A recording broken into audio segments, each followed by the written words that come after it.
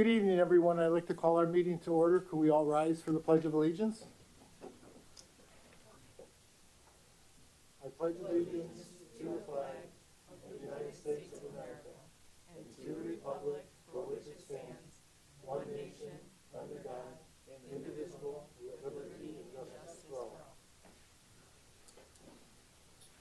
Megan, will you call the roll? Yes, Trustee Lautner. Here. Trustee Zora. Here. Trustee Seidel. Here. Trustee Council. Here. Trustee Sheehan. Here. Trustee Stewart. Here. President DeCipio. Here. A quorum is present, Mr. President. Thank you, Megan. Okay, next on the agenda is a presentation on the Forest Preserve District of Cook County Strategic Plans by Kathy Garrity. Kathy, welcome tonight. Thank you. Can I advance the slides here, or should I ask someone to? You can ask me to. Okay, thank you. Yeah, she'll do it for you. Check on your microphone.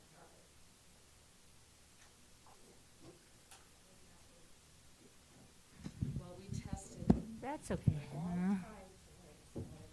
All right. So my name is Kathy Garrity. I am the Director of Strategic Initiatives for the Forest Preserves of Cook County. And my role is to build partnerships for the forest preserves as well as to manage the performance metrics of the preserves. And we've done a lot in a short time, and I want to share some of it with you today. So thank you for inviting me. And we are going to talk a little bit about the history, what the forest preserves offer, and where we plan to go in the future. So next slide. Some of you may have visited the forest preserves during the pandemic, during the lockdown. We were one of the few places that stayed open, and it took a lot of work to make that happen, and it actually ended up that we had an estimated twice as many visitors as we normally would. So we had about 100,000 visitors, and we could tell that by the amount of trash that we had. We had more trash even though there weren't any picnics. So there were loads and loads of people coming and enjoying nature. Next slide, thanks. This is just an example of the foresight that the founding fathers, they were all men, of the forest preserves had. So if you look at that picture on the left of the 1800s of Cook County, there's very little developed land. The red is land that has been developed. And then in 2015, nearly all of Cook County is developed. And those little green spaces you see throughout the area, that's forest preserves of Cook County. And we have, next slide would be great. Forest preserves in nearly every area of Cook County, including the city of Chicago. There's not much within the city, but there's a little bit. And you in Lagrange are in a nice situation because you're very close to the Payless Preserves. You have the Bemis Woods nearby and lots of waterways as well. And so today we have nearly 70,000 acres of land. That's about 11% of Cook County. It sounds like a lot of land, and it is a lot of land, but that means 89% of Cook County is developed. Next slide, please. So our mission today is the same as it was over 100 years ago, and that is to acquire land and maintain it primarily in a natural state for the enjoyment of the public, both the education and recreation. And I think when you saw the first slide, you may have noticed we added the word "your" to forest preserves of Cook County because they are yours. They're ours. The people of Cook County pay for them and own them, and the people who work there help steward them to make sure that they're healthy and well for everyone to enjoy. Okay, the next slide. So what do we offer here at the Forest Preserves? It's a place where wildlife thrives. This to me looks like a photo of a polar bear, but it's actually an otter. And otters returned to Cook County relatively recently, about 5 years ago. We noticed their return because the waterways are clearing up, but they were extinct from the area, or extant, the word's extant if they're still alive somewhere else, but they were no longer found in Cook County, and now they're back. And in fact, we know they're doing well because when we stock trout, they go and when the trout are a little, just being stocked, they're not with it completely, and the otters take advantage of that because the trout can't get away. So, and they like biting the heads off, which is very odd. Next slide, please.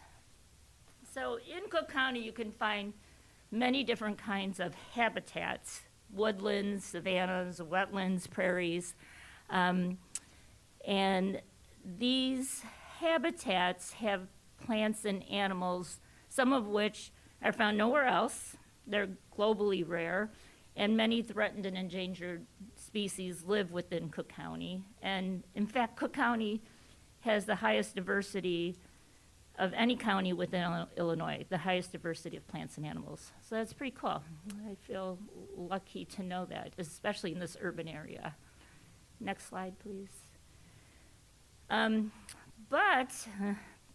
Because we do have this in an urban area, it takes a lot of work to keep it healthy because of the pollution and roadways and loads of people and introduce invasive plants. So you could look at this top slide there, or the top picture, and that looks, if you didn't know, you would say, oh, that looks pretty good. But then you look at the bottom one that has been restored and the invasives removed. It's much clearer, it's more open. There's more diversity of plants on the ground. Sunlight hits the ground, and water gets absorbed in the ground as well. So restoration is an activity we do quite a bit in the preserves, and you may have noticed it around here. Next slide, please. The Conservation Corps. This is a job program that we started, and it's an award-winning program. About 2/3 of the participants are high school students, so if you know anyone who's interested in doing some work during the summer, we do have this program. About 75% are people of color, and it's a job training program. It's a skill program. We teach both soft skills, like, how to get up and go to a job in the morning, how to wear a uniform and get dressed and go to work in the morning, and then we teach them all about the plants and animals, and lots of people who come there for the first time are wondering what they're getting themselves into, but then become lifelong friends of the Forest Preserve once they've been part of it. Okay, next slide, please. Okay, in addition to all the wildlife, we also offer tons of recreation opportunities and give you a chance to create your own adventure. The next slide, I can talk a little bit about the trails we have. We have 350 miles of trails, about more than 100 miles of paved trails and 250 miles of unpaved trails, and they go through all different kinds of natural areas. You can bike, you can cross-country ski, you can hike. You may have noticed the person who did this hike all the way around the preserves, all the way around Cook County last year. I don't know, can't remember his name, but somebody from the Tribune charted his course, and and it was really kind of interesting, and he made himself a real adventure. Next slide, please. And now, starting in 2015, we also have campgrounds that are open to the public. The Forest Preserves always offered camping to youth groups and organized groups, but now we also have camping for the general public. So you can go rent a campground at one of 5 different sites. You can do tent camping. There's also cabin camping. There's even cabins that are heated and air conditioned. So if you just want to be out there, but you're not really into tent camping, you can make yourself very comfortable. You can bring your whole family. They're wheelchair accessible, so it's a really nice family thing to do. Lots of people are having book club parties out there and things like that. You could have one of your meetings out there. That would be interesting. Okay, next slide, please. We also have more than 40 managed lakes. By managed, I mean we keep them stocked with fish. We also have 7 waterways that cut through the forest preserves, and we have boat launches for canoes and kayaks. If you're interested in that, we also have a few areas where you can rent canoes and kayaks, so you don't have to drag your own out there, so that was really interesting as well. Next slide, please. And then for public education, we have 6 nature centers located throughout the preserves. And they have hundreds of events for all different occasions. And we also now even open the preserves at night. So there's owl prowls. In the Payless Preserves, we now have the first ever designated urban night sky area. And to get that designation, you have to have a certain darkness, and Payless has that. So if you want to go there at night and stargaze, that's one of the best places to go in the area. And you could start out at Little Red Schoolhouse and take a class and then walk over to the night sky and enjoy it. Next slide, please. And then maybe you knew this, maybe you didn't, but the Brookfield Zoo and the Chicago Botanic Garden are on Forest Preserve property and supported by taxpayer dollars partially, but they also do a lot of fundraising on their own. And they're world-class institutions, and we have lots of partnerships going on with them. In fact, Brookfield Zoo did a lot of the research when the otters came back to Chicagoland. So they were very helpful. And they also take care of our elk populations and our nature center animals for us. Next slide, please. And then the forest preserves also are here, and they help build healthy communities, getting outside in nature. There's tons of evidence now that being in nature lowers your blood pressure, improves your mental health, decreases your heart rate. It cleans our air. They are good for lots and lots of different things. In fact, some places in the country are now offering prescriptions to nature for doctors that want to get especially kids outside.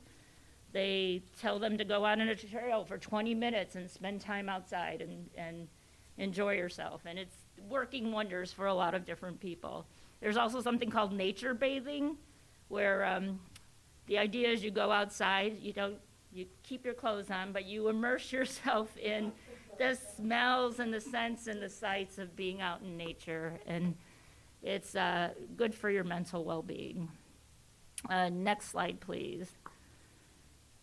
Oh, this one is, I think, could you press again? I think it's supposed to go through on its own, but no, I guess not. So there's other benefits to having the forest preserves, and that's for flood control, water purification, carbon storage. Someone did a study and estimated that the preserves store enough carbon for, I think, 330,000 cars, so they really absorb a lot of the junk that's in the air. And the value of them has been estimated to be $470 million. And next slide. So next, I want to talk a little bit about sustaining the preserves into the future.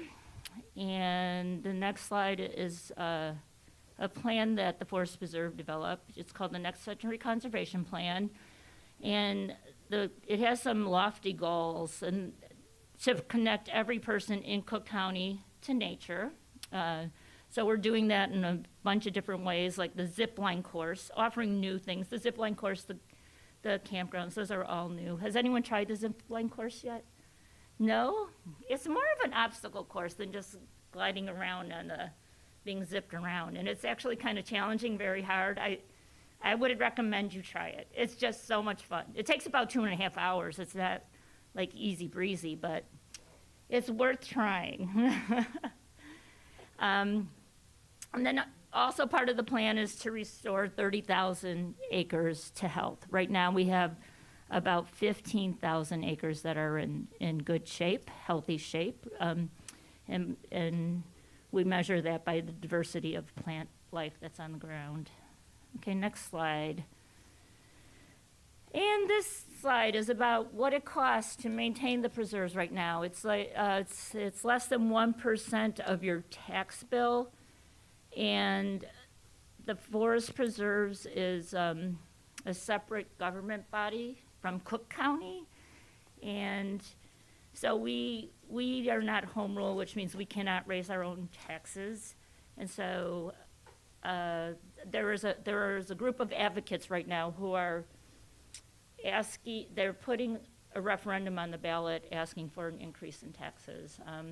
And that's Friends of the Forest Preserve, the Nature Conservancy, Audubon, Trust for Public Land are asking for about a 60% increase.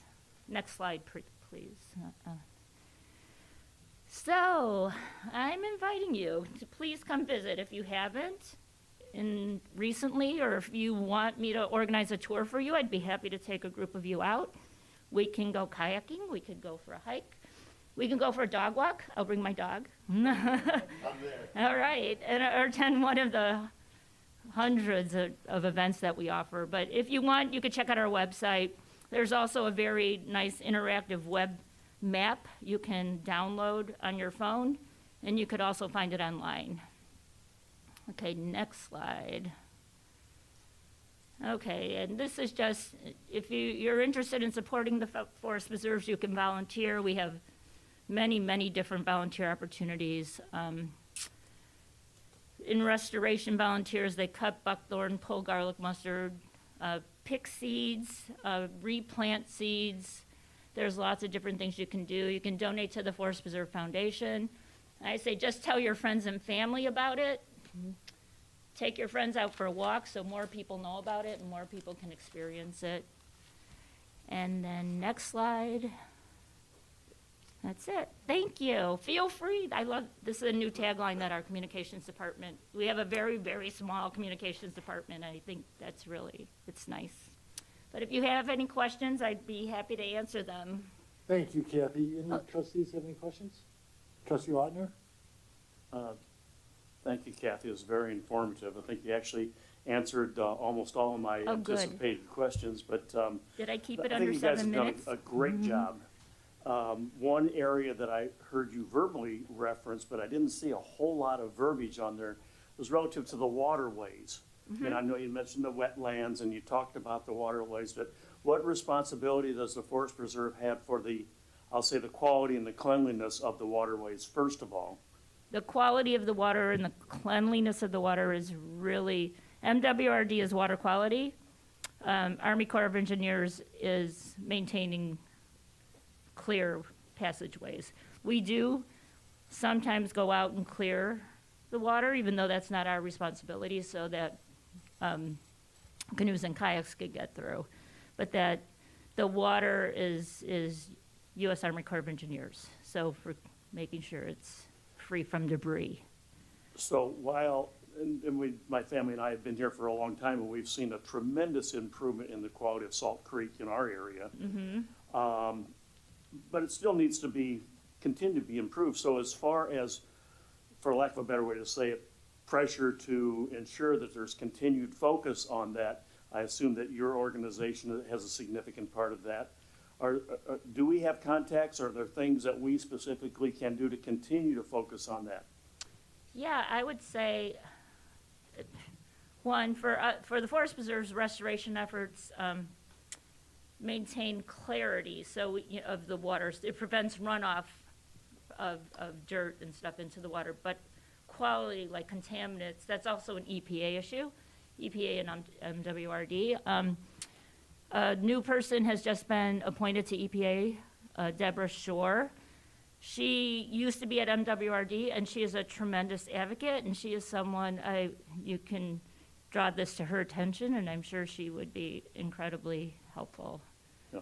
In all the years that we've been here, I've yet to see, and I know that this has happened, but I've yet to see canoes, kayaks, whatever, going up and down Salt Creek. And I think it's just such a great opportunity for our area. And at a minimum, there's still the perception that Salt Creek is not a place that you want to allow yourself to get wet. Yeah, okay, yeah. Although it's improved. That's a good point. Okay, that's good feedback. There's a couple of launches on Salt Creek, but I think that maybe the launches need some improvement, just making people more aware of the presence. So the idea, it's secondary contact waterways, where you're thinking you don't want to be touched by the water, but studies have been done by UIC on the Chicago River. They just studied people to see if they got any sicker from being on being on a canoe or kayak than people who weren't. And of course they didn't, but you don't want to drink it, but you Well, know. no, for But sure yes, that. I will take that feedback back, and I think that's really good. I think it's a asset that really should be improved. Yeah. It's a great opportunity for our area, I think, and I know that plays into the park district as well. There's, you know, there's been discussions by our community park district about launches and things of that nature, but, anything that we can do to encourage it. And I assume that the website will have specific information about where the launches are and that type of thing. Yeah. And I have to admit, I haven't looked at that website, so, it may be closer than I even know, but, Yeah, there's one on the Salt Creek Trail. There's one at 26th Street. 26 I see a lot of kayaks on the okay, yeah, and just haven't been up there. east side of town. Okay, Thank Great. Yeah, that was one I was Thank you thinking very of, but much. thank you. And That's all. Open Lands also has a list of what their suggestions for water trail improvements, and that they're another good one. But I appreciate that comment. And thank you. Any other questions? No, Trustee Council? Thank you, President DeCipio. Kathy, it was a great presentation. I wanted to ask you, does your website list all of the nature centers? I know the one slide says 6 nature centers. yes, So can people find out where those nature centers are on your website? yes. And then also I did not know, and I visited many times Chicago Botanic Gardens. I did not know that that was part of your realm, so I think that's wonderful. And Good. Good job, and Thank you. I really am happy to see Salt Creek taking shape. It's a long haul, but I think we have some really good people in the area that are true conservationists that really want it to thrive. I used to see the otters. I would ride the bike trails many years ago, and I would see the river otters, and I'm glad to hear that they're coming back. Yeah, they So- are. That's really. So thank you Well, very good. much. Did you notice the new trail on Wolf Road too? Has anyone seen that? There's a new trail connection that we just put in. Yes, good. Good. But thank you. Thank I you. appreciate it. Thank you. Anyone else? Kathy, we're blessed to be surrounded by the Forest Preserve on 3 sides of our village, and we use it a lot. I'm sure a lot of our residents do.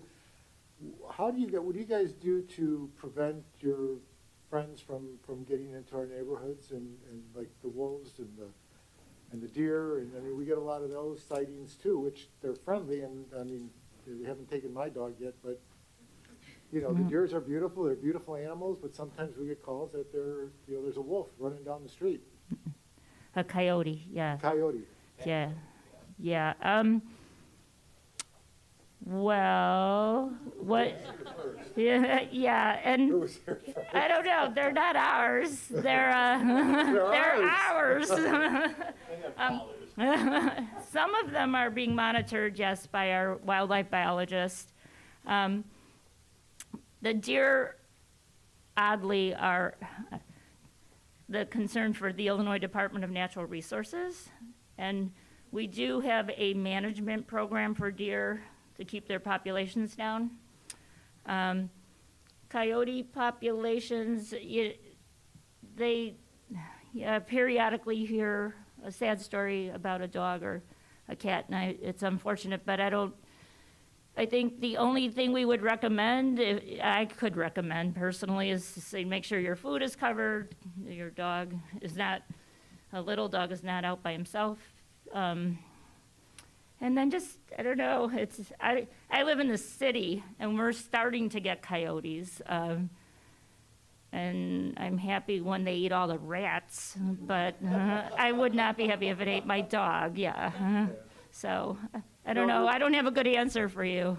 Yeah, no, they're beautiful animals, and we're blessed to have them here. But it's nice to know that you guys monitor the We populations of the do. various species. We monitor their populations. Most of them stay within the preserves, surprisingly. If there is, sometimes you do get a problem animal. and our wildlife biologists can track them and remove them if you see an animal that's consistently in your neighborhood and not leaving and starting to worry you, we can do something about that. But yeah, you can always call us and we'll figure something out. We always try to figure things out. And Chief and our Public Works Director want to know when the fishing's going to improve. So they don't have to go up to Wisconsin. No, we have some muskie and some Ooh. big fish to take out, so just Well, take a thank you tour. very much, Kathy, Thank for you all very that you much. I appreciate it. All of them? No, some of them are collared, but not all of them. I mean, the ones that we do, yeah, actually, the studies are on our website as well, and the tracking of them. And that's a very interesting topic all in itself. And if you want our wildlife biologist to give you a presentation, I would love to offer that for you, Okay. because he would tell you where they go and what they do and what they eat, and it's really interesting. But yeah, they're collared. And periodically, if you see a coyote with a collar on it, it's ours. It was my dog's collar. No. Your I'm dog. kidding. Get a bigger dog. Thank you. Thank you, Kathy. All right. Okay, any other questions? Seeing none, okay, moving on. Public participation of agenda-related items. Anyone care to address the board? Okay, moving on, consent agenda. Megan? Thank you, Mr. President. The items on this evening's consent agenda are as follows. A, approval of minutes. 1, Village Board meeting, September 28th, 2021. 2, Village Board work session meeting, October 12th, 2021. B, action, accounts payable and payroll summary. Motion 1, to authorize the president and chairperson of the Finance Committee to sign the register for bills and authorize the treasurer and village clerk to sign checks in payment of operating bills and salaries as itemized in the check registers. And motion 2, to authorize the village treasurer and village clerk to sign checks in the payment of payroll and other bills that become due between this date and the next village board meeting, with subsequent approval of the payroll register and voucher register by the Board of Trustees at its next meeting. Thank you, Megan. I'll call for a motion to approve consent agenda as presented. So moved. Second. Motion is second. Megan, call the roll. Trustee Lautner? Yes. Trustee Zora? Yes. Trustee Seidel? Yes. Trustee Council? Yes. Trustee Sheehan? Yes. Trustee Stewart? Yes. The motion passes unanimously, Mr. President. Thank you, Megan. Okay, moving on, village manager's report. Julia? Thank you, Mr. President. I have nothing to report this evening. Thank you.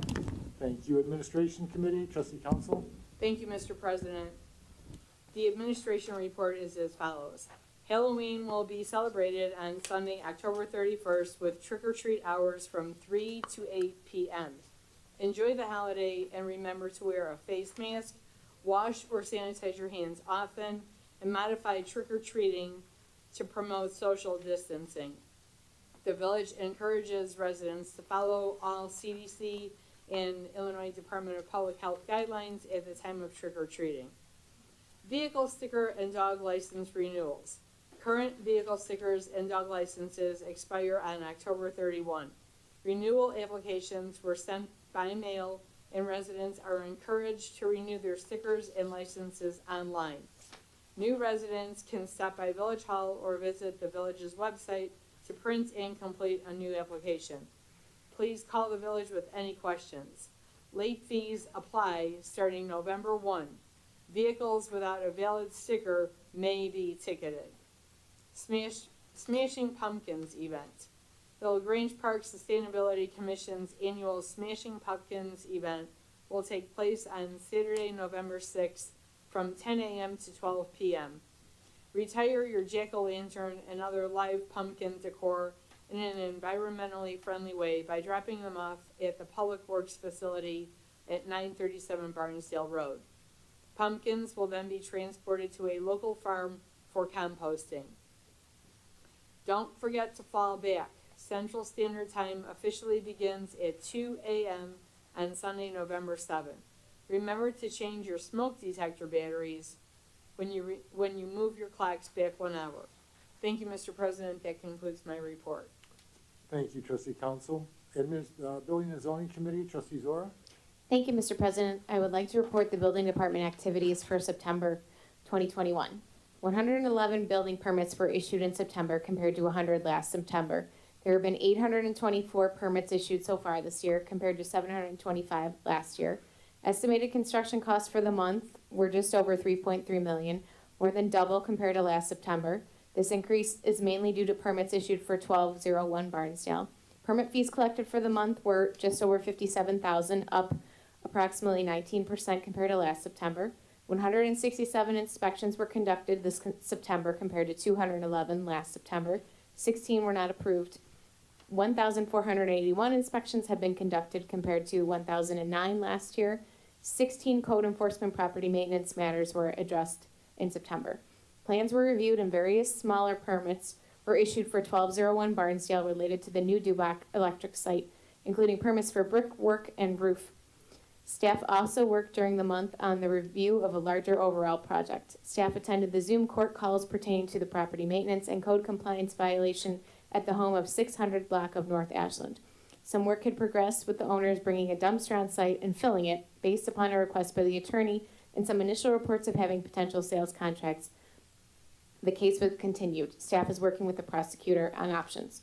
Staff has been working with Plymouth Place regarding some additional small projects planned for Plymouth Place, aside from those related to the East Campus development.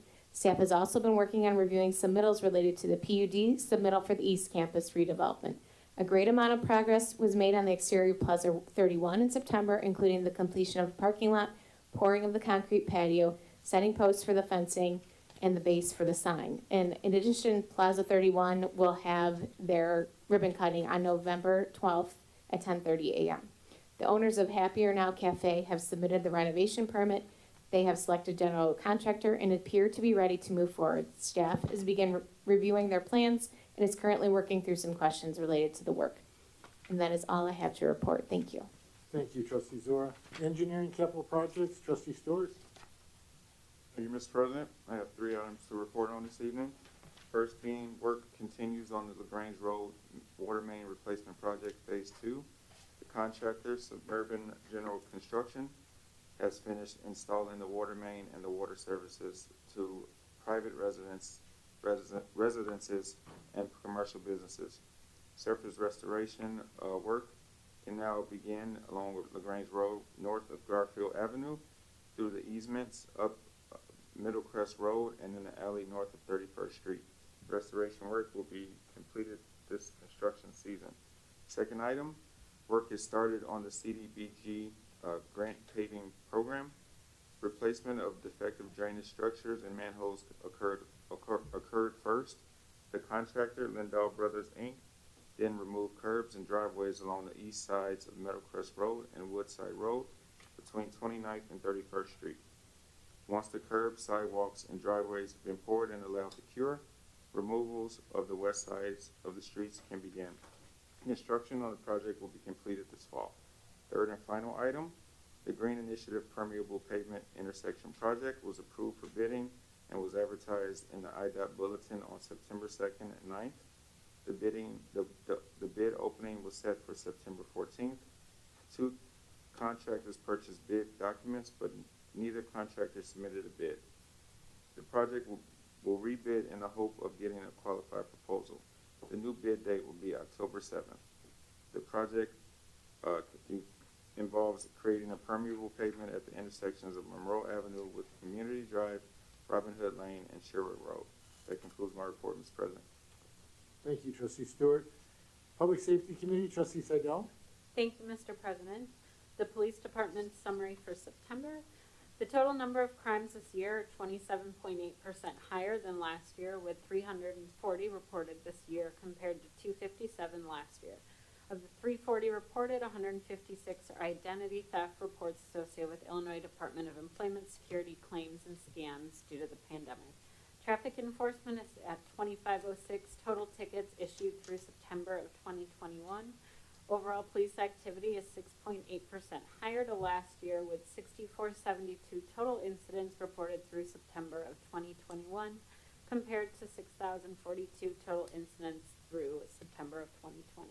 115 self-initiated building and park checks were completed throughout the month, along with 100 traffic stops and 90 assists to the fire department. Department members attended 98.5 hours of training, along with the completion of required monthly online training with Lexipol daily training bulletins. The police department participated in several September 11th ceremonies within Lagrange Park and neighboring communities. In addition to the above training hours, department staff participated in outdoor firearms training at the Lamont Outdoor Range. Staff also assisted Forest Road School and Ogden Avenue School with back-to-school events. Officer Tim Burry successfully completed all phases of the Northern Illinois Police Alarm System NIPAS selection panel and was unanimously approved for admittance to the team. Chief Contois was sworn in as Vice President of the West Suburban Chiefs of Police Association, and Police Department staff assisted with several Friday Night Nazareth football games. Friendly reminder about securing one's personal property at all times. Please lock your vehicle and residence, especially during overnight hours. If you're going on vacation, please utilize the new online vacation watch portal, frontlinepss.com, Lagrange Park, or log into the village website and access the portal under the police department page. If you do not have internet access, feel free to fill out a vacation watch card at PD between the hours of 9 to 4:30. That concludes the police department report. Now the fire department activities for September 2021. EMS incidents this month, 136. There's been 1239 year-to-date compared to 1280 year-to-date in 2020. Fire rescue incidents this month, 42. There's been 389 year-to-date compared to 383 total year-to-date in 2020. During the month, fire department staff utilized our ladder truck to replace our main radio antenna at the top of Fire Station 2, which was severely damaged either by a lightning strike or high wind. Personnel observed the 20th anniversary of the 9/11 attacks by attending various ceremonies. We also again displayed a poem at both fire stations written by firefighter Mike Smill shortly after the attacks of 9/11.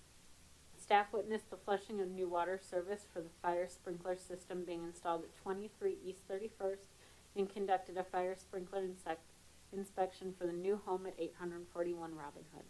Staff also met with Forest Road School staff to discuss their fire and emergency evacuation plan.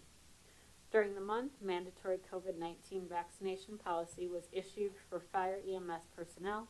Most personnel were compliant, and the remaining few appear to be working towards compliance. Personnel displayed the American flag from our ladder truck for the Wounded Warrior Soldier Ride as it entered the village.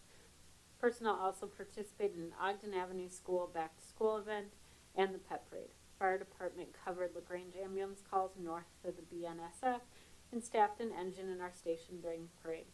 Personnel also attended several block parties, which include 14 in just one weekend. PSI paramedic firefighter Alex Rodriguez resigned this month as he was hired by the Chicago Fire Department. And that concludes the fire department report, and that concludes public safety report. Thank you, Trustee Seidel. Okay, Public Works Committee, Trustee Sheehan. Thank you, Mr. President. The monthly report for September starts as follows. DPW repaired 3 water main breaks in September and replaced 4 leaking lead water service lines with new copper pipe. The village brush program continued the first full week in September, made at least one pass down every street. Tree maintenance and inspections were conducted by village arborists to meet the needs of residents and to maintain the health of the village trees. The fall planting season should be just about wrapped up. Locations were selected, resident purchases, and planting has been taking place. Staff has begun locating and marking poor sections of roadway in preparations for the street patching program. Quantities are being collected currently with the bid opening scheduled. We'll go over that in a little bit. Final asphalt patches were completed from previous water and sewer excavations. Sidewalk data had been collected. Our concrete program is taking place now. The introduction of the sidewalk participation program has grown with great interest thus far. Daily appointments with residents in the past had been scheduled, and the cutoff date was October 6th. Globe is currently out there working. GIS work has continued collecting data on village-owned assets along with training throughout the village Water meters were read in section 3. 15 monthly bacterial samples were taken. Various water and sewer work orders were completed, along with resident tree concerns, general construction inquiries. Routine maintenance of the department fleet and equipment was performed, as well as on police and fire vehicles. And I shall kick it off to Director Ratty for the pavement management system presentation, please.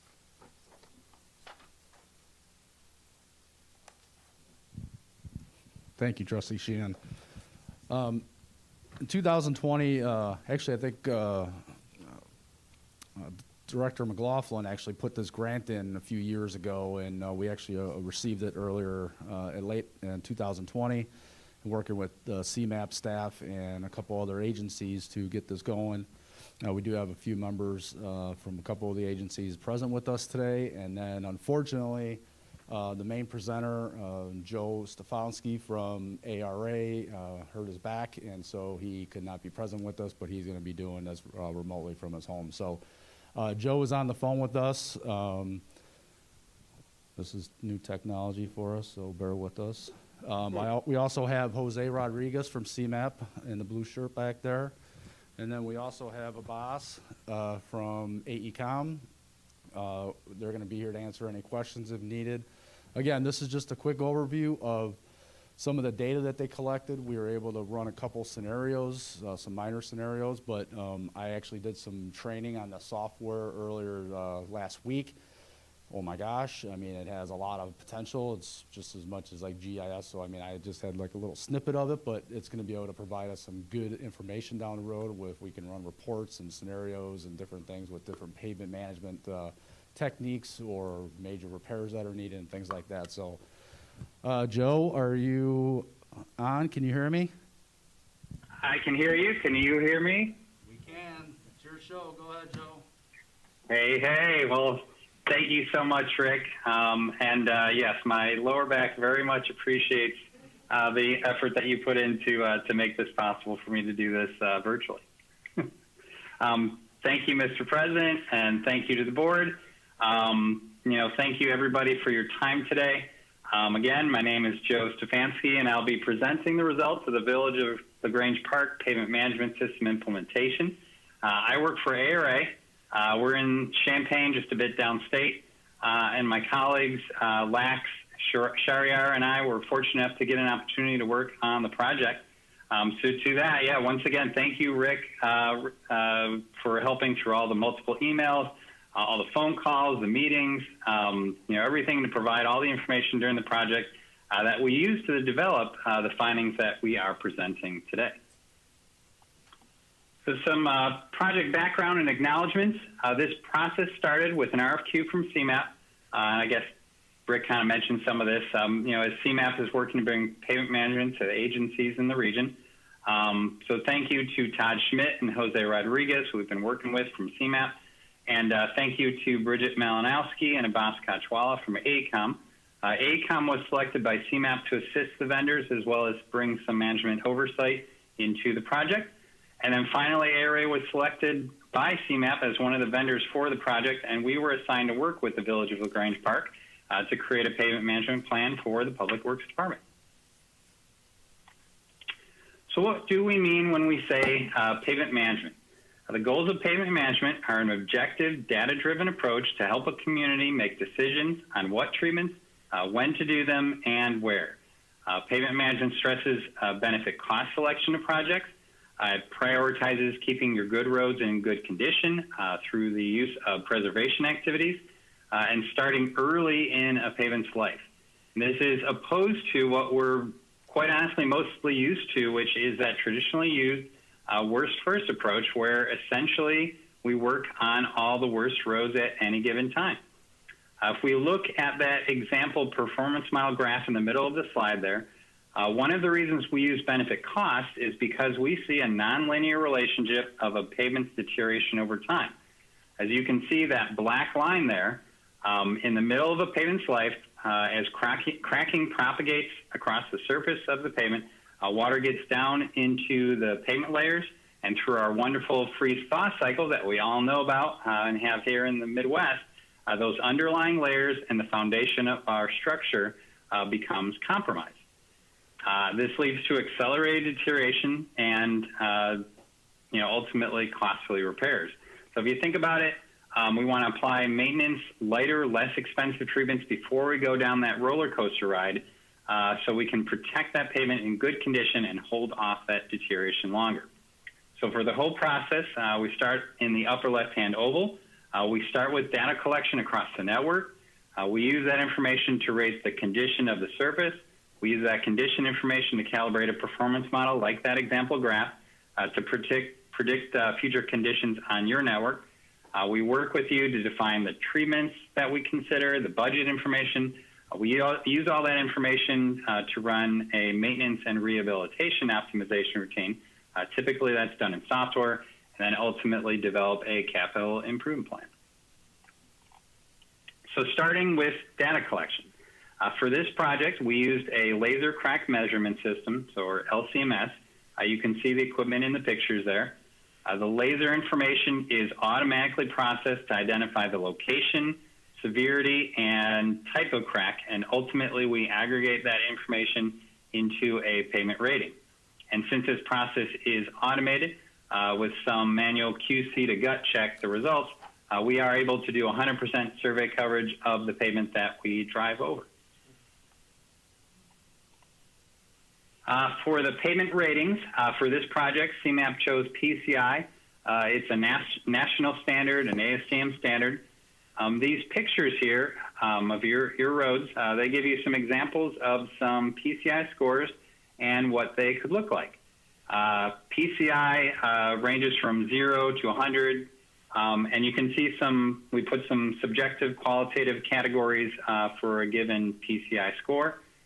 So starting in the upper left-hand corner there, a new pavement, is in that 90 to 100 PCI range.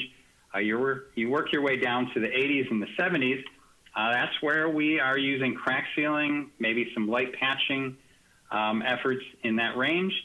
Once we get down to the PCIs in the 60s and 50s, that's indicative of the pavements where we want to treat those with those surface treatments, those thin overlays, those preservation activities. That's where we're at the top of that roller coaster ride, about to go down it. So a lot of times these pavements in this range don't necessarily look like they appear to need attention, but they really are at that precipice. Once we transition below the 50s down to the 40s and lower, those lower layers of our pavement under that surface have likely already lost their structural integrity, and we really can't preserve this structure any longer with less expensive techniques, and we really need a major rehabilitation at that point. And here's just some examples of the information that we're collecting. The right-of-way picture there on the left, we take those every 20 feet. And the laser information on the two right images, that is taken continuously, and you can see on each of those some of the automated information overlaid on that laser scan. You can see distress type information there in the center one, and then on the right, that's the color is actually showing like the severity of the crack. And all this information, including the pictures and the laser scans, was provided to the village on an external hard drive with a spreadsheet to help navigate the information. All right, so here are the condition assessment results for the village. The average PCI was about a 64, and this is based on the collection that we performed this past spring, so April this year. So you can see your highest percentage of your pavements are in that good condition, which is great.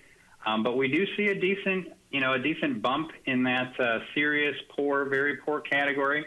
So it's important to keep track of this average over time, especially from that network perspective, so that you can tell where you're at, where you're going over time, and reassess how you are doing on your network average. So we take that condition information and we put it into a pavement management software. For this project, CMAP chose Paver. It's a nationally recognized pavement management software.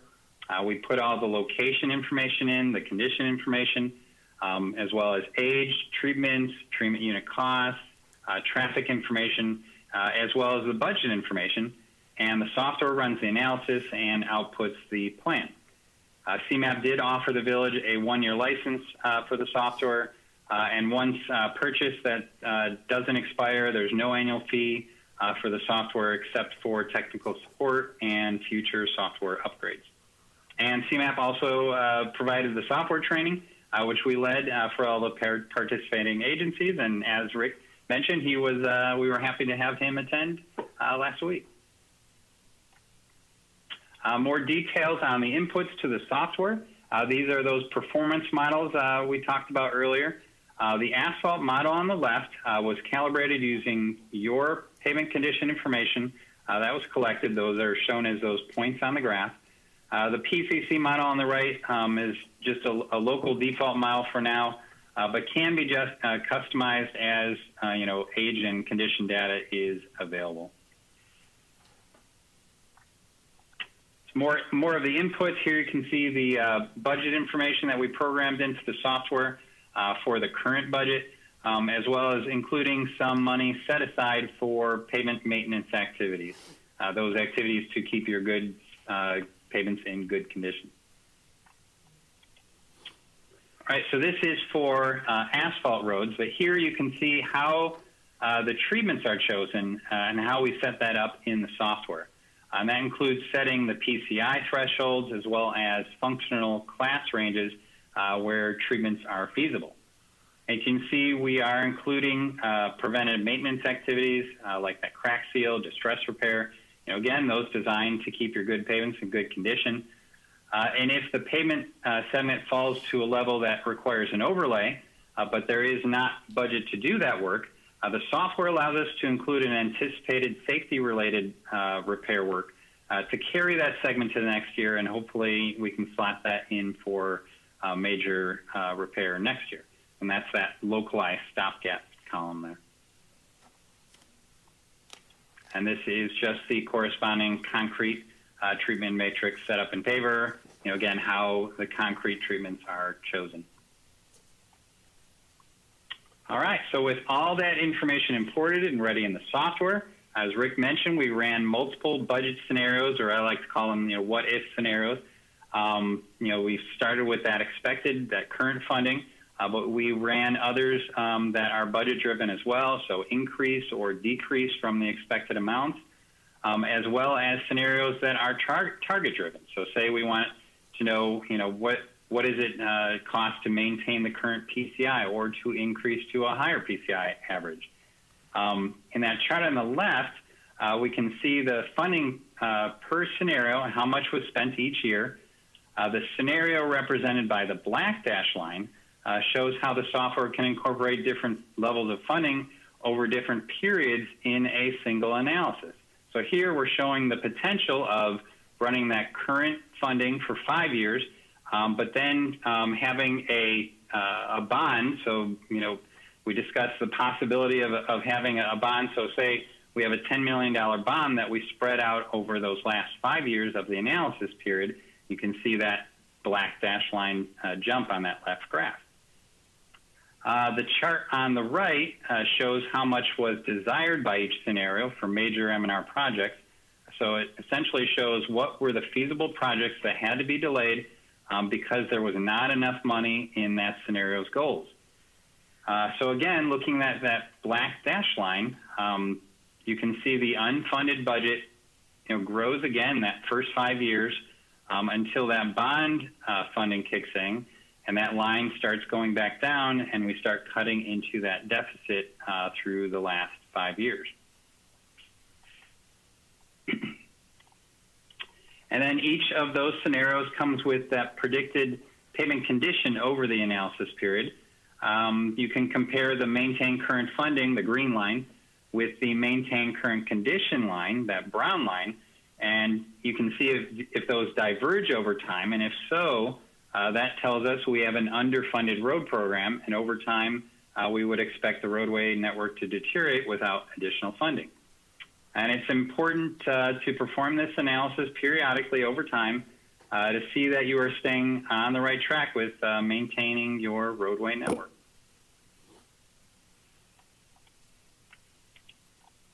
All right, again, analysis results for each scenario, this time in a table format. For each of the scenarios, that first column, that's the total 10-year budget that was available for that scenario. The second column shows how much major M&R work was, if any, was left out that Paver wanted to do but didn't have the funding. The third column would be the total of those two, so essentially all the feasible projects for that scenario. And then the fourth column is the PCI at the end of the analysis period, given that budget in the first column. So the moral of the story here is, that the aggressive spending earlier, spending sooner rather than later, benefits the roadway greatest and, for less total needed dollars.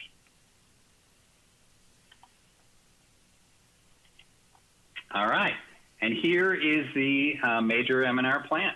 And this is for the current, the expected funding scenario. So over 10 years, this is where the program is saying to do work. You can see on the map color-coded by year. You can see in the chart on the right, the balance. The program has a balanced budget over the analysis period. You can see in the green bars. But because of different treatments recommended in each year, the number of miles does vary from year to year, shown in those blue bars. Yes? That slide did not change. You're still in the chart.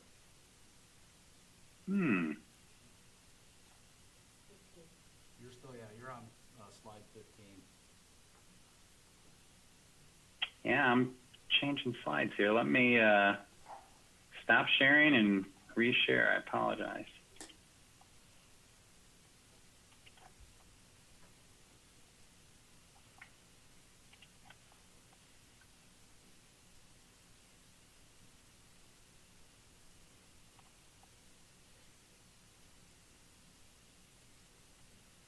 How's it looking? Still the same.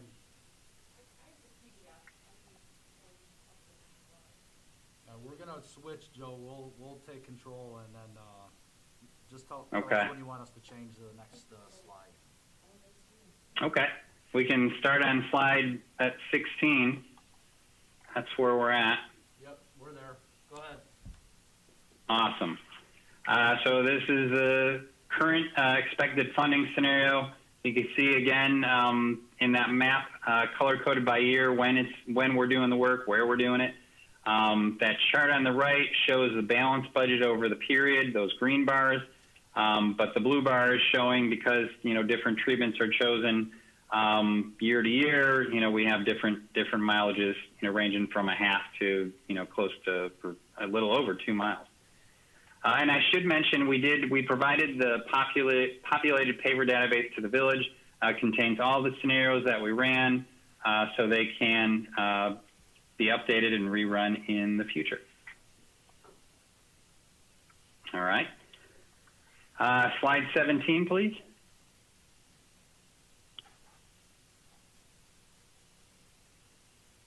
You're good, Joe. All right. Again, the major M&R work plan. This time we're seeing the scenario that included that potential $10 million bond in those last 5 years.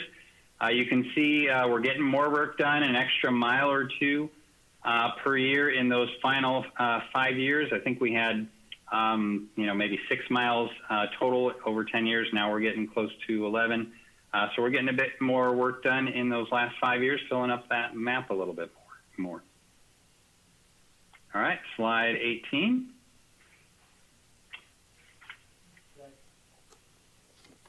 Again, these are the analysis results for the current expected funding.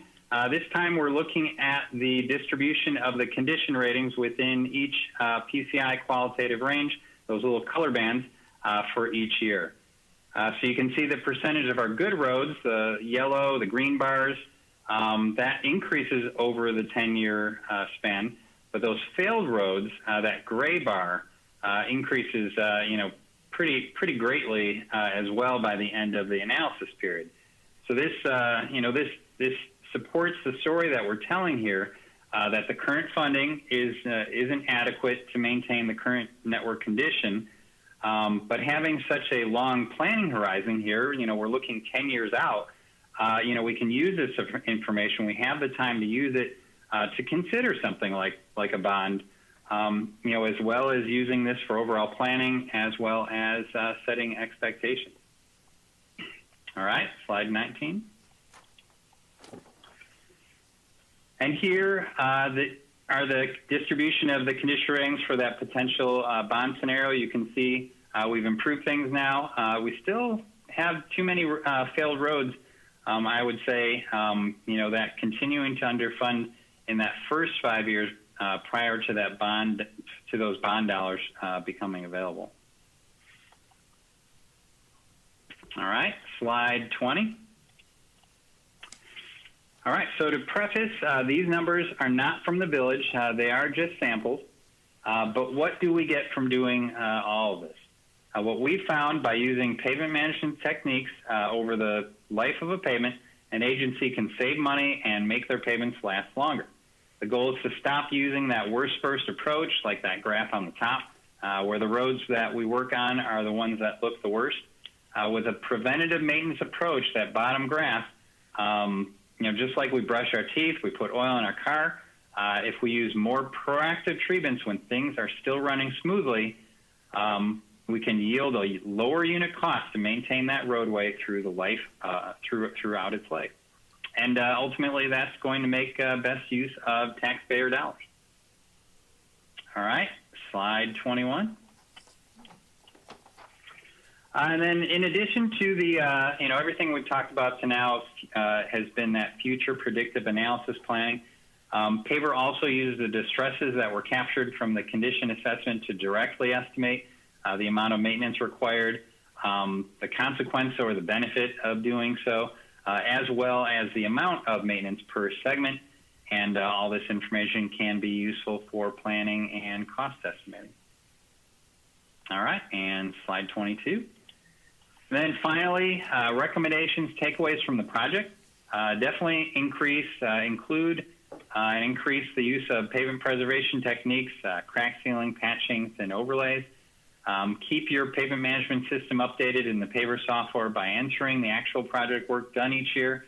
Rerun that analysis, rerun those scenarios, update that capital improvement plan. Consider structural testing to get a better idea of the health of your underlying layers of pavement.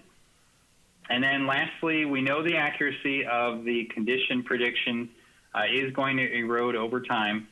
So we do recommend performing a pavement condition inspection every 3 to 5 years or so. And if you do all these things, we believe it will yield and support a healthy pavement management program for the village. That is all I had for today. Thank you. Thank you, Joe. Thank you, Joe. Any trustees have any comments for Joe at all? Trustee Lautner? Thank you, Mr. President. This is really impressive. It's a very, very impressive approach to managing such an important asset and resource in our village. I guess the one question I do have is, are there other nearby villages who are using this, and what results have they seen?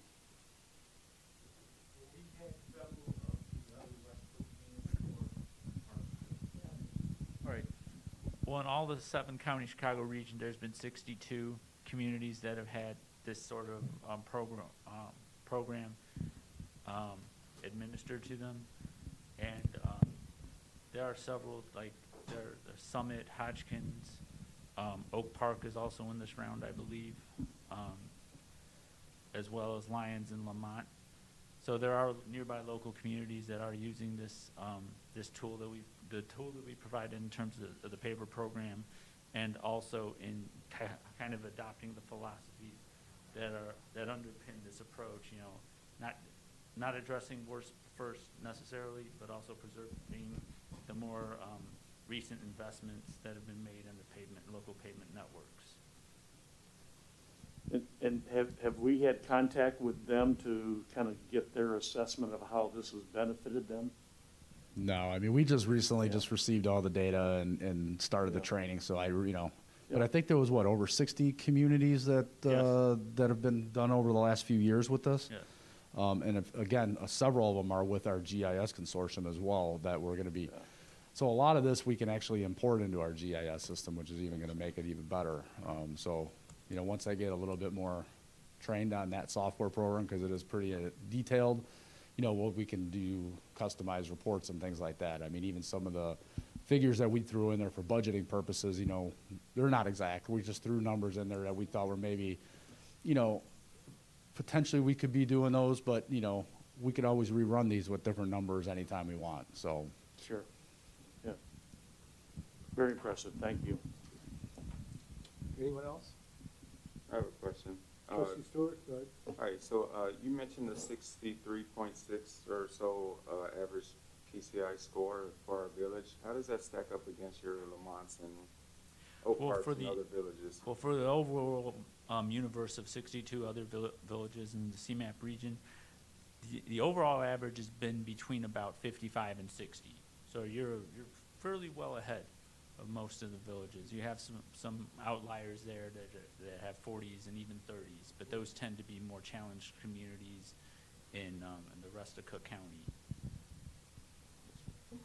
Nationwide average is somewhere between. The nationwide average is somewhere between 60 to 65. That's just nationwide.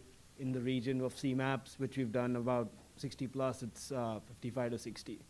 That's the average. But just if you're comparing nationwide, you're still in that average of that. So you certainly don't want to drop under by reducing, or if you continue the same trend of funding, because you're right now in a pretty well state. But we've seen communities, once they drop under that, to catch up, it's been a just humongous amount of effort to come back up to that level that you were at. Avenue one, which was like 20 or something. I think it's East Avenue. I can't remember which street it was. But at that point, there's absolutely nothing that could be done. Like, what's the like absolute bottom score of a road that you're able to actually perform decent restoration? Generally, if a road gets under 40 or 30 pavement condition score, once you start seeing those, what they call as fatigue or alligator cracking, that means it's lost its structure, and then whatever you do, it's pretty much throwing away dollars on that, because if you just do a regular overlay or anything of that kind, then it's going to fail pretty soon. So you need to go all the way down to the base in order to repair it. It's like any other structure, you know, what you see on the surface is a result of already the base failed. So once you reach in those, you know, in the conditions which show up as red on your maps that we provide in the report, that's when you need to go a little bit deeper than just restoring the top surface. You need to go all the way down.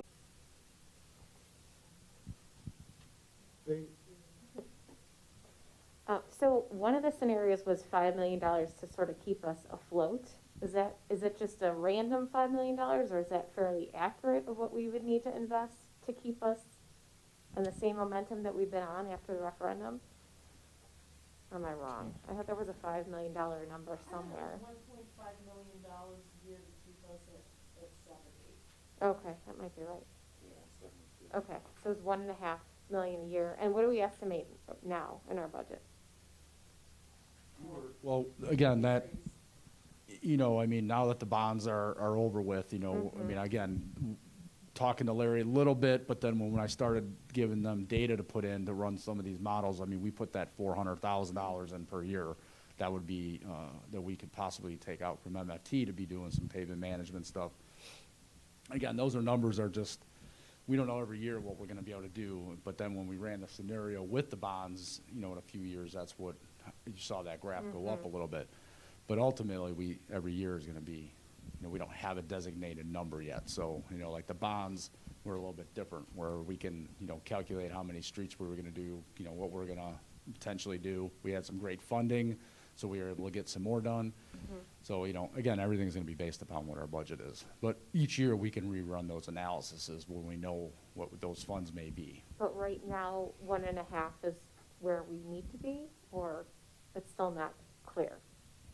No, the 1.5 would give us, if you use the 1.5, that would, yeah, that would take us, that'd eliminate all of our backlogs and get us to that higher number. But we would have to maintain that. Right. Yeah, that's what is the beauty of having this instrument, this tool, is with this program, it's scenario based. So now that we have the data, we have very real data that can help us make really good decisions. And it's just so much better for us to have something very real to be able to plan better for the future.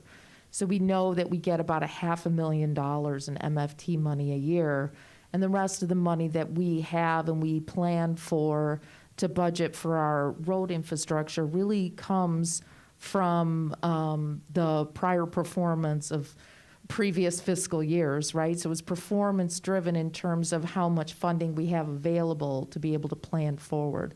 Unless if we do something much bigger like what we did in 2016, which was to issue $10 million in bonds. But having this is just so helpful for us. Not only do we know what's out there on each one of our streets, and I think Trustee Stewart, you were talking about 26th Street earlier. I think that's the road that you were looking at, right? So that one was one that was in poor condition. So we have numbers now that really help us prioritize what needs to be done, what types of applications, whether we want to replace it, whether we restore it using what method to maintain it, and in the aggregate, expand the life cycle of our streets. And so that's what we like so much about it. We can plan out different types of options depending on our goals and what we hear from the board and what we hear from Larry and the funds that are available.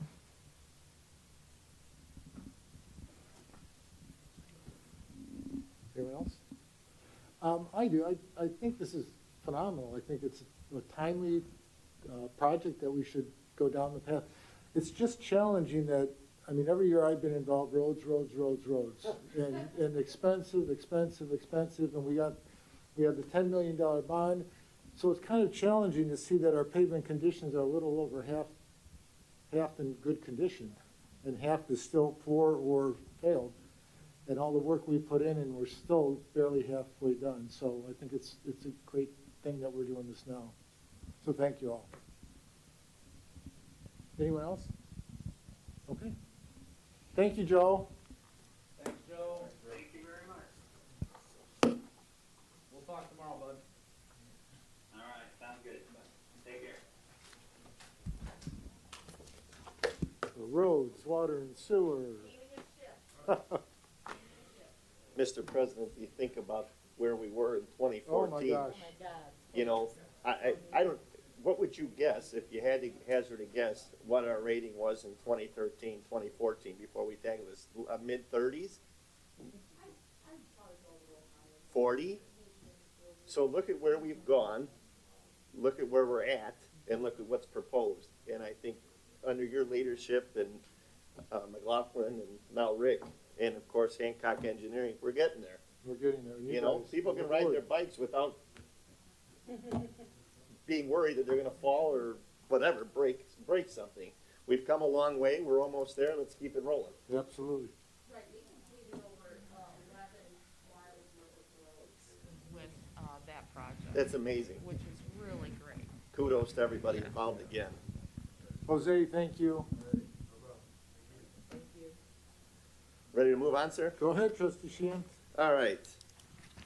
What's next? Road, pavers. Perfect. Great lead in, Rick. Exactly. All right, so the purpose of this is to award a contract, permeable paver intersections. The purpose is to approve a contract with Copenhagen Construction, Inc. for the permeable pavers intersections project. On September 2nd of this year, a notice to bidders was published in the Suburban Life newspaper for the village's permeable pavers intersection project. This green infrastructure project will help address stormwater management by installing permeable pavers at 3 intersections along Monroe Avenue near the village's lowest lying area.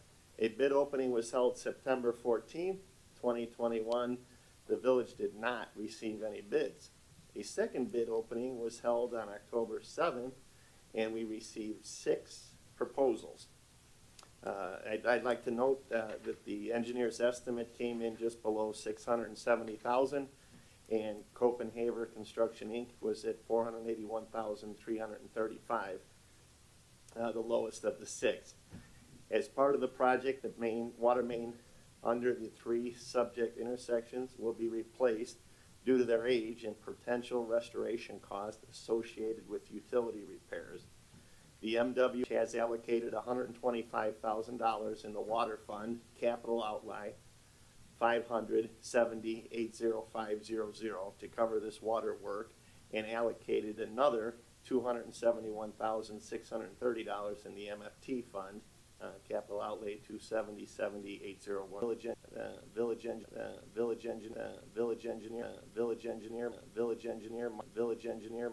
engineer Mark Bolt and village staff recommend accepting the lowest bid from Copenhagen Construction Inc. in the amount of $481,335 at tonight's meeting. Therefore, I make a motion to accept the lowest bid from Copenhagen Construction Inc. in the amount of $481,335 and to authorize the village manager to execute the necessary contract documents. Motion, do I have a second? Second. Motion and a second, discussion, trustee Sheehan? Thank you, Mr. President. As I highlighted earlier, awesome job coming in under the engineer's estimate. I guess I have a couple questions is to staff. When, if this is approved, when would construction start?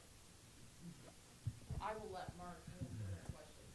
Yeah, we'll have a pre-construction meeting with the contractor. A lot's going to depend actually on the availability of the paving bricks. As you all know, there's a big supply shortage, and I think it even extends to some of the other materials as well. So it may not be built until the spring. That's probably what's going to happen, but we'll wait and see. Okay. Okay, thanks. Let's see. Yeah, and then again, just before this evening, I had sidebar with Engineer Volk. I had never heard of Copenhagen, but I guess they are IDOT certified. They do a lot of work, so you felt pretty comfortable with the selection? Yes, they do IDOT projects, and in fact, if I'm not mistaken, I think they're doing Lagrange's Green Initiative project as well. Awesome.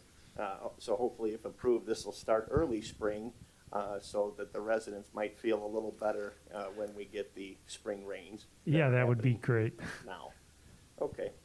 Yeah, Mr. President, I support this. Thank you. Trustee Sheehan. What was the difference in the 2 bids? Why no bids the first time and then we had 6 the second? You know, yeah, timing is everything in the construction industry.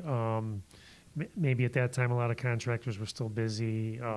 Maybe now they're anticipating, well, I'll get a jump on a project that'll probably start first thing in the spring. Right. Okay, thank you, Trustee Sheehan. Trustee Council? Thank you, Mr. President. I, like Trustee Sheehan, had never heard of Copenhagen, so I appreciate your confidence in their ability to perform. I am familiar with some of these other companies, but I'm just shocked, to say the least, at the estimate given by A-Lamp, because I think that they've done work for Lagrange Park in years past, but to see a number like this, I kind of question why. I don't expect you to have an answer, Mark, but as long as you're comfortable with Copenhagen, I would go along with the project. Yeah, of course, they will be bonded and all of that. And actually, the way the MWRD has the contract set up, a good percentage of this work is going to be done by DBE, WBE subcontractors. So, yeah, but Copenhagen will be overseeing everything. Thank you, Mr. President. Thank you, Trustee Council. Trustee Zora? Thank you. I had a question. What's the contingency for this? I mean, I'm glad it's under budget substantially, but it'd be nice if we had a hefty contingency so that you don't have to come back to us in case there's something minor that is uncovered or that they didn't include. Yeah, we feel all the quantities are adequately represented. Okay, so is there like a 5% contingency or no, or there's none? No? I mean, yeah, we try to estimate, conservatively the quantities. Okay. and cover all of the, hopefully anticipated field conditions. Of course, you never know, things, you don't know what you don't know, but yeah, I we guess feel. my only concern is because it is so much lower that I'm assuming that there might be something that might be missed, but if you feel confident. I think, like I said, I think they were the low bid for an adjacent community, and I think they felt that they could, since they're in the area, they would, it would be cost effective for them. Okay, thanks. Oh, I support it. Thank you, trustee Sidell. Trustee Wagner? Thank you, Mr. President. Sorry. And just to clarify, and I assume that the water mains will not be replaced until the product is on hand, the bricks are Yeah. in place. Yeah, we want to do it all at once. Okay. Just, and I support. Thank you, trustee Sidell. Thank you, Mr. President. I agree with all the other comments. I'm glad it's under bid, and I'm in full support. Thank you, trustee Stewart. Thank you, Mr. President. I'm always taken aback by the delta between the different contractors. And I guess I share a concern with some of the other trustees. You know, the 481 is very good, but, I guess, Mark, you vouched for it, and we take your vouch for it very seriously, which is fine. But why, so we have the 125 and we have the 240, the 271 that we have budgeted, which leaves us about 80-something thousand. Where are those, where's that additional amount coming from? Where does that go? The MWRD is funding half of the actual permeable paving project. Okay. It's only the water main that the village is funding at 100%. Gotcha. Okay. Thank you. Support. Thank you, trustee Stewart. Okay, Megan, call the roll. Trustee Lautner? Yes. Trustee Zora? Yes. Trustee Seidel? Yes. Trustee Council? Yes. Trustee Sheehan? Yes. Trustee Stewart? The motion passes unanimously, Mr. President. Thank you, Megan. Continue on, trustee Sheehan. Thank you, sir. Next, we have the 2021 MFT patching program, various areas in the village. Purpose is to approve a contract with Chicagoland Paving Contractors, Inc. for the 2021 MFT patching program. Street patching extends the life of pavement until a future resurfacing project. After concentrating on the west side of the village last year, Public Works staff has focused this year's inspection process on the center area. Most locations will receive a 2-inch grind and repave. Only a few locations will receive a full depth patch, which includes 4 inches of binder course and 2 inches of the surface course. The village budgeted $150,000 in the MFT fund. Street patching, 270-70-61510. Hancock Engineer prepared the necessary bid specifications for this project, and a bid opening was held on October 7th. The lowest responsible bidder was Chicagoland Paving Contractors, Inc. at $118,900. To capitalize on a great unit pricing, staff recommends utilizing all available funds to patch additional areas throughout the village. Staff recommends entering into a contract with Chicagoland Paving Contractors, Inc. in a not-to-exceed amount of $150,000 at tonight's meeting. Therefore, Mr. President, I make a motion, 1, to accept the bid proposal from Chicagoland Paving Contractors, Inc. in a not-to-exceed amount of $150,000, and 2, to authorize the village manager to execute the contract document. Motion, do I have a Second. second? Motion and a second, discussion, trustee Sheehan.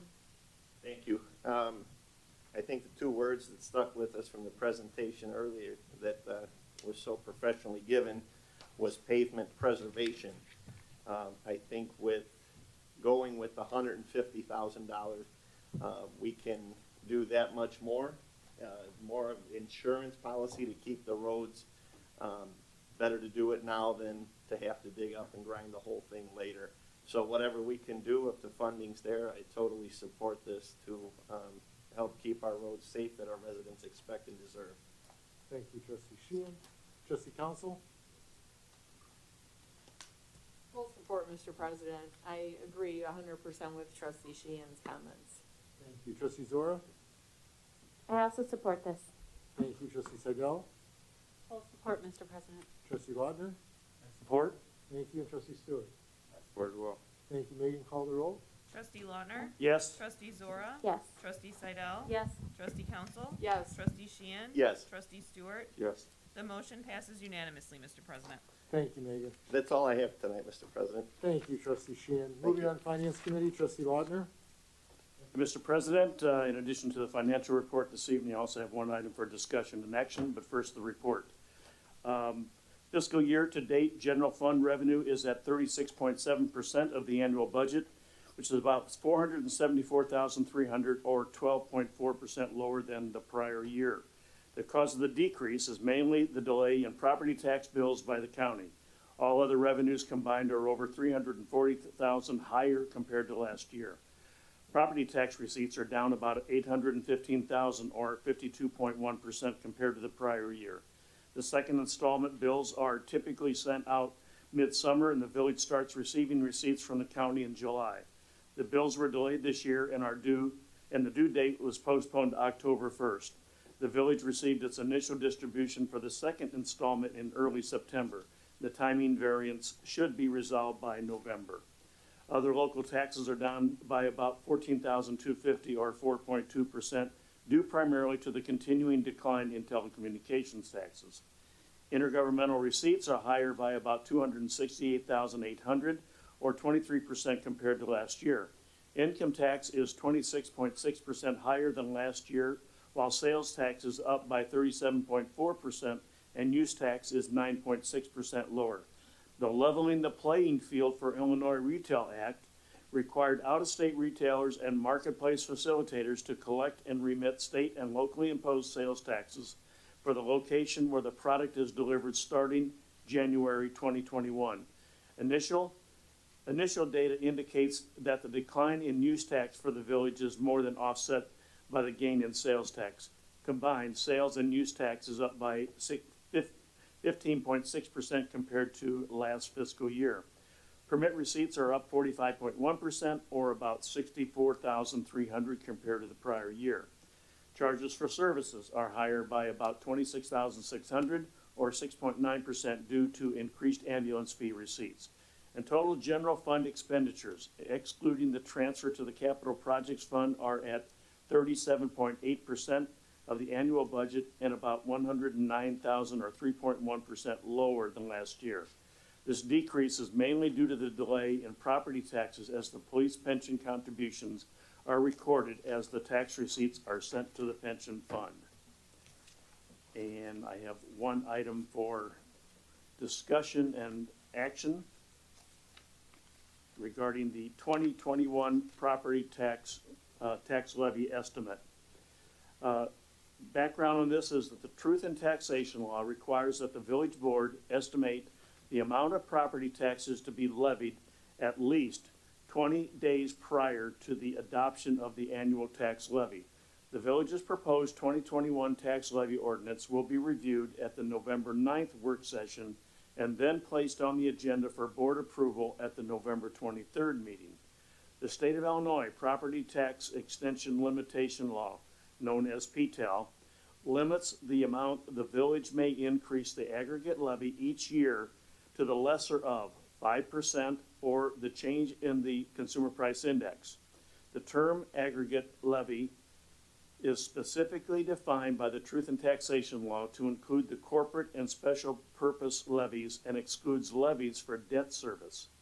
For the 2021 levy, the PTEL CPI change is 1.4% and is therefore the limiting factor this year. The PTEL authorizes the village to collect additional taxes on new property value. Over the past 10 years, the value of new property has ranged between 0.04% and 0.54% of the village's total equalized assessed value, EAV. We will not know the actual amount of new value until well after the village's tax levy ordinance is due to the county.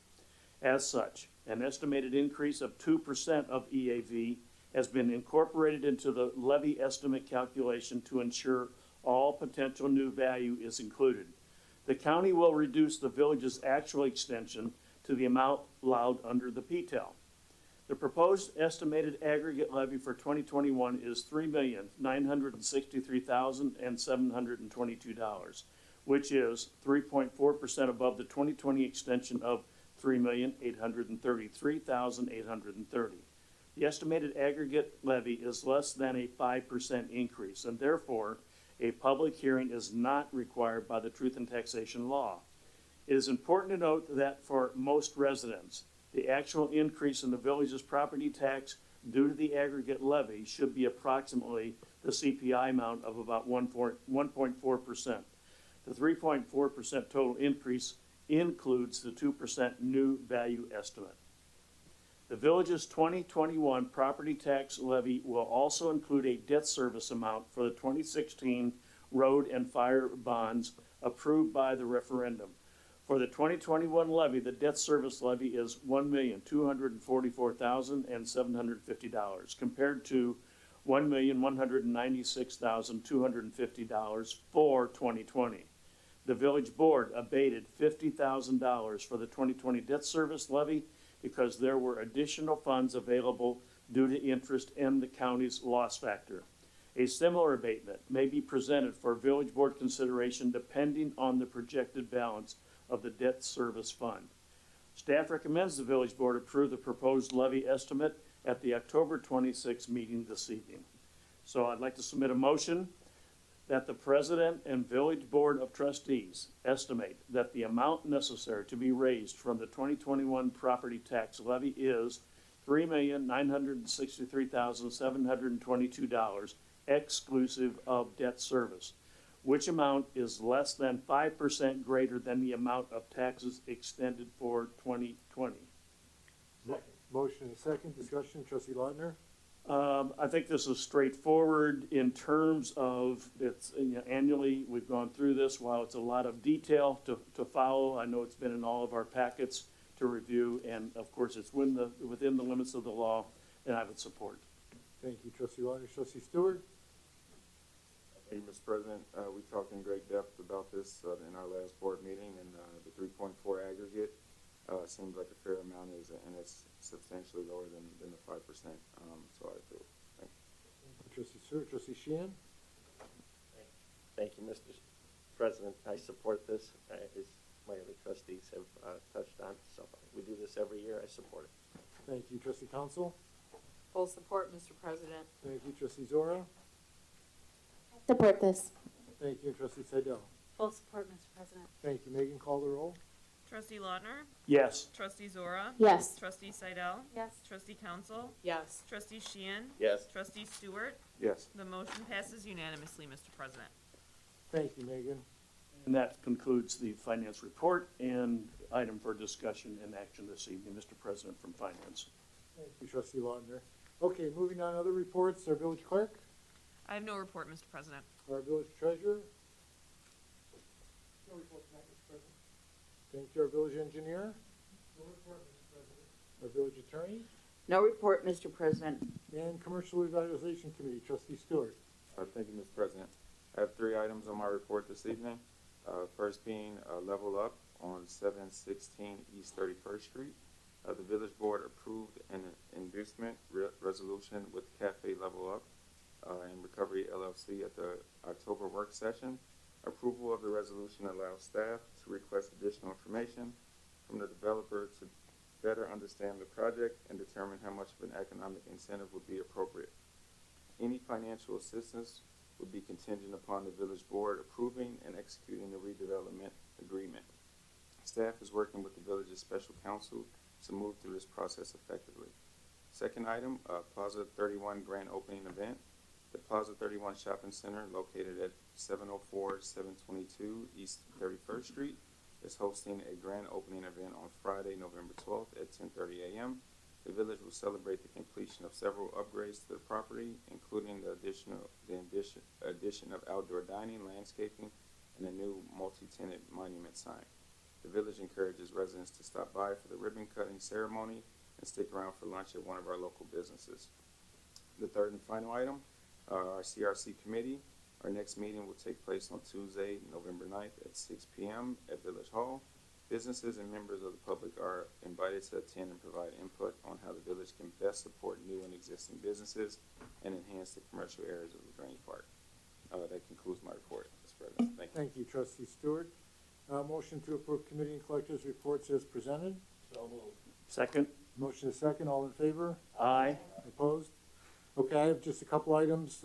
Friday, we celebrated Arbor Day, and it was a beautiful day out. If anybody has seen that tree that we planted, it's a gorgeous tree, and it's in a great spot. So thank you, Rick and your staff for doing that. Chief Contois, congratulations on becoming the VP of the Chiefs Association.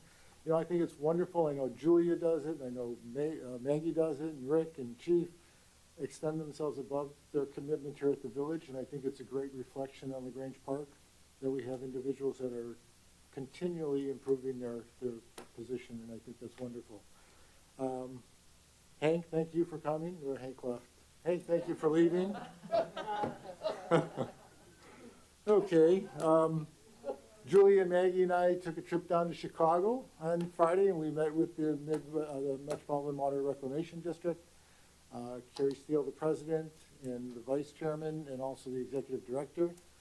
I think we made some headway. We never know. The vice chair kept calling us Lagrange, so I think we had to call her and tell her that we were Lagrange Park when we were on our way home, but it worked out well. So we've hit all the representatives, the senator. We haven't hit Land Bank yet, but we hit Metropolitan Electric Reclamation, and we had a great time, great lunch. It's something that we needed to do. The brick ceremony tomorrow, there's a brick ceremony for Trustee Raditz, who passed away, and the board elected to start recognizing past trustees who have passed on. Hopefully we don't get too many of those. But anyway, tomorrow I'm sorry, it's 4 o'clock, I think? 4 o'clock. 4 o'clock out front, so all those that can make it would be appreciated. No any public participation? Yes, Rick, go ahead.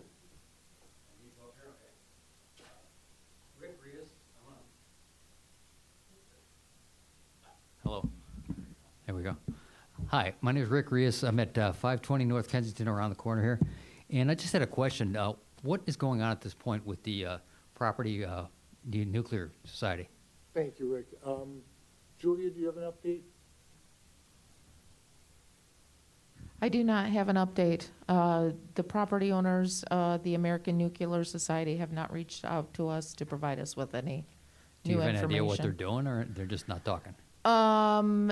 My understanding is they have put together some marketing materials in order to place it up for sale. Okay. Those marketing materials were provided online, and I've heard through the grapevine that they're, getting interest. But that's all I Good. know. They haven't reached. Do you know if there's a broker on it or anything like that, or? Sure, there is a broker. It's a CBRE, and okay. the individual's name for CBRE is Kathy. Matt Ishikawa.